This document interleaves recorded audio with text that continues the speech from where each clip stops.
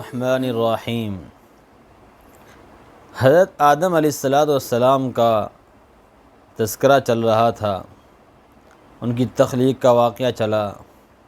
اللہ تعالیٰ نے حضرت آدم علیہ السلام کو 1000 سال عمر عطا فرمائی۔ حدیث مبارکہ کے اندر آتا ہے کہ اللہ تعالیٰ نے حضرت آدم علیہ السلام کو 1000 سال عمر عطا فرمائی۔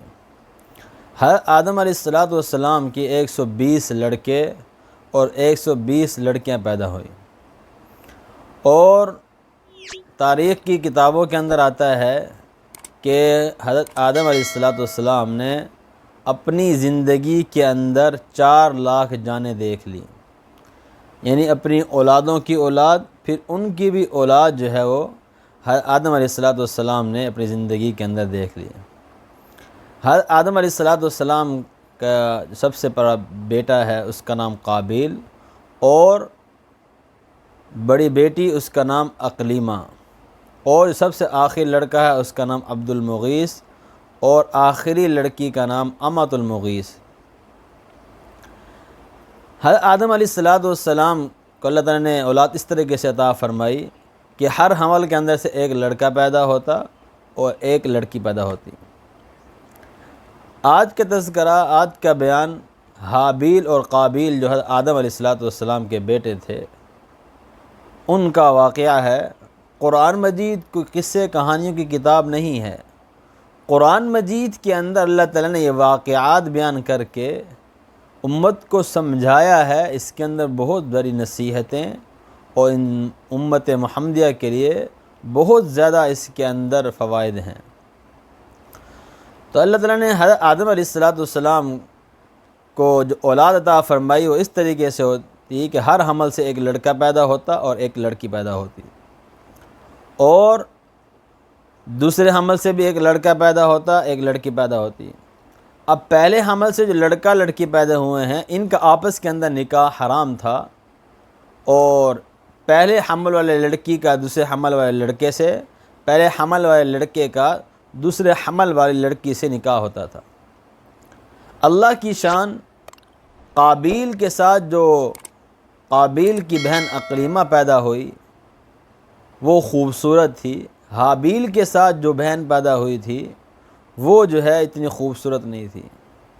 اب قابیل کا رشتہ حابیل کی بہن سے ہونا تھا، اور حابیل کا رشتہ قابیل کی بہن اقلیمہ سے ہونا تھا۔ حابیل اپنے اس چیز پر راضی تھا، قابیل اڑ گیا۔ قابیل کہنے لگا کہ نہیں، میری بہن زیادہ خوبصورت ہے، میں جو ہے وہ اسی سے نکاح کروں گا۔ آدم علیہ السلام نے سمجھایا کہ بھئی آپ اس سے نکاح نہیں کر سکتے، یہ آپ کے اوپر حرام ہے، نکاح کرنا آپ کا اس کے لیے، اس کے ساتھ جو ہے وہ حرام ہے، لیکن بات نہیں مانی۔ تو اللہ تعالیٰ نے آدم علیہ السلام کے دل کے اندر یہ بات ڈالی کہ قربانی کریں، اپنی قربانی اللہ کے حضور پیش کریں۔ حضرت آدم علیہ السلام سمجھتے تو تھے کہ قابیل غلط راستے پر ہے، لیکن اس کو سمجھانے کے لیے کہ بھی قربانی کر لو، قربانی کر کے جس کی قربانی قبول ہو گئی اس کی بات صحیح ہو جائے گی۔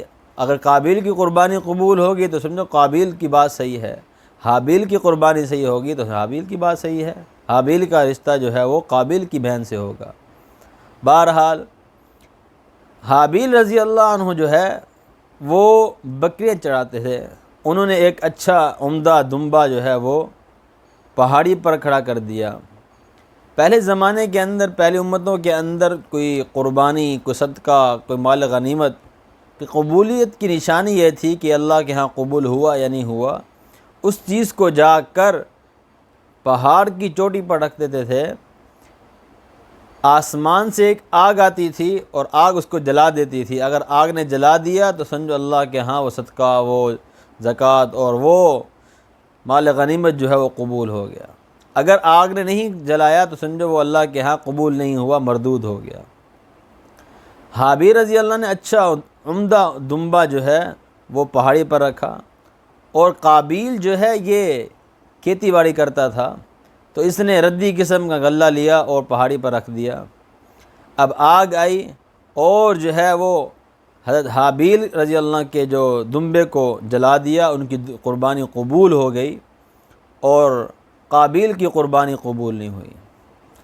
اسی کو اللہ نے قرآن مجید کے اندر 6 سپارے کے اندر بیان فرمایا، وَاتْلُ عَلَيْهِمْ نَبَأَ ابْنَيْ آدَمَ بِالْحَقِّ، اے محبوب آپ ان پر تلاوت کیجئے قصہ آدم علیہ السلام کے 2 بیٹوں کا، اِذْ قَرَّبَا قُرْبَانًا فَتُقُبِّلَ مِنْ أَحَدِهِمَا، جب انہوں نے قربانی کی ان دونوں میں سے ایک کی قربانی یعنی حابیل کی قربانی قبول ہوئی، وَلَمْ يُتَقَبَّلْ مِنَ الْآخَرِ، اور قابیل کی قربانی قبول نہیں ہوئی۔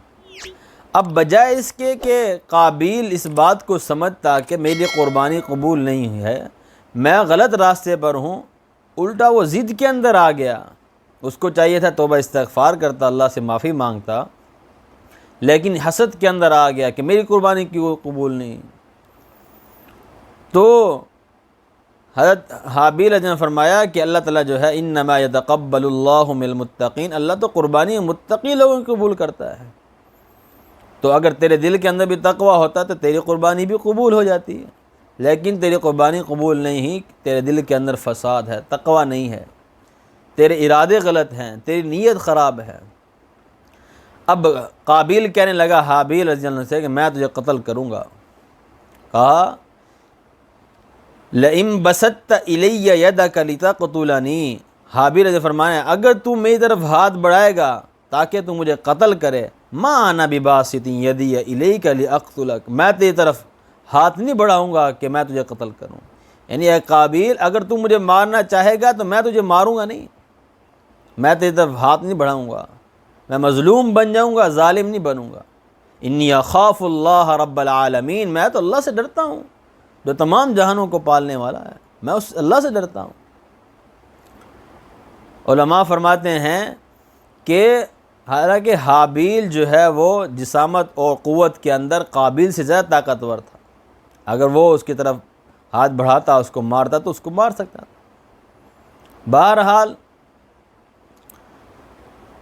اب قابیل اس تاڑ میں تھا کہ کس طریقے سے میں اپنے بھائی کو قتل کروں۔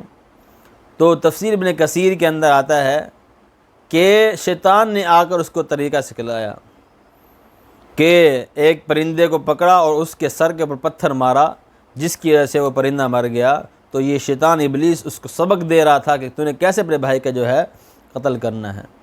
تو حابیل رضی اللہ عنہ سو رہے تھے تو قابیل نے آ کر جو ہے حضرت حابیل رضی اللہ عنہ کے سر پر پتھر مارا، اور جو ہے جس کی وجہ سے وہ جو ہے وہ شہید ہو گئے اور وفات پا گئے۔